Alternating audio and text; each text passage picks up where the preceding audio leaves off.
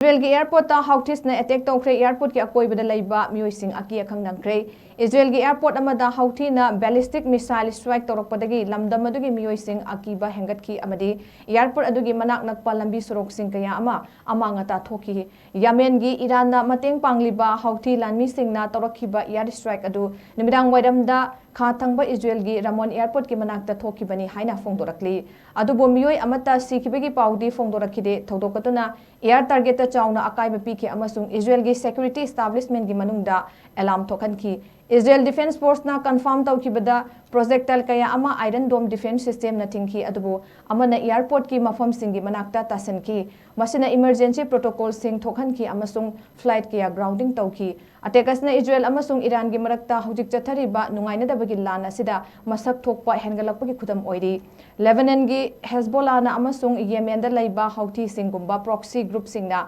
Israel gi pandam singi mayokta yeknabu oiba thabak singda hena saruk yari United States na strike adubu yaning daba phongdoki US ki state diplomatic ki wangang loi amana phongdoki bada Iran na proxy singi kuthangda tangdu leita daba thabak thorom sing asina Israel gi khakta natana pak charaba Middle East na chaitheng piri amaromda analyst singna Iranian asset singi mayokta Israel na haktengana pakum pibana maru oina saidiga Lebanon amasung Red Sea region da hojik chathariba tension singi marakta pak chawraba regional conflict ama pokhan bayai hana phongdoki loinana ngasi numidang phawba Israel gi national wide alert tawkibaga loinana civilian sing amasung secure zone sing da leinaba lauthokre